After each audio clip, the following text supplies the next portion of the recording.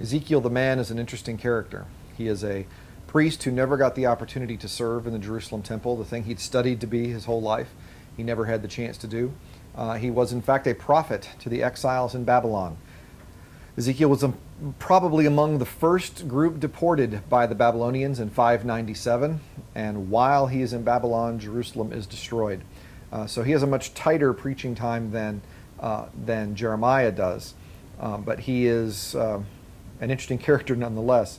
Ezekiel his primary concern is idolatry. He does not want to be idolatrous. He doesn't want Israel to be idolatrous. In the way in which he describes his visions, very often they're difficult to picture. Ezekiel actually avoided even being idolatrous in language. He knew that we could sometimes be idolatrous in the way in which we speak about God, and he avoided that even when he was talking about these visions that he had. It is significant.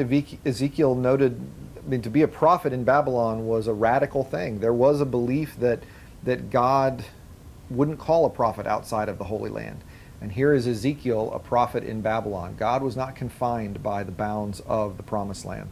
As we talked about the ways in which prophets expanded theological thinking of the people, this was yet another way he did that. God always addresses Ezekiel as a human being, B'nai Adam in Hebrew, usually sometimes translated son of man. Now, by the time Daniel uses that when it's written several centuries later, and the time Jesus uses that when it's written 700 years later, that name Son of Man had come to have a sort of messianic association. When Ezekiel is using the term, when God is using the term Son of Man to Ezekiel, in the book of Ezekiel, it simply is that which distinguishes him from anything else. Hey, human being, as opposed to hey, rock, hey, animal, hey, tree. God is speaking of him as a human being. I think the reason for that is because of that concern with idolatry. You'll remember that human beings are in the Imago Dei. We are in the image of God, and we're the only legitimate images of God out there. Other images of God are not permitted. And so Ezekiel is railing against these false images, all the while God is reinforcing him as a legitimate image of God, the only legitimate image of God. Ezekiel's call is to be the watchman. He is to stand and watch, and when he sees the idea is of the watchman, if the watchman is standing guard and he sees the enemy approach, he has to go and tell the people and wake them up, the enemy's approaching.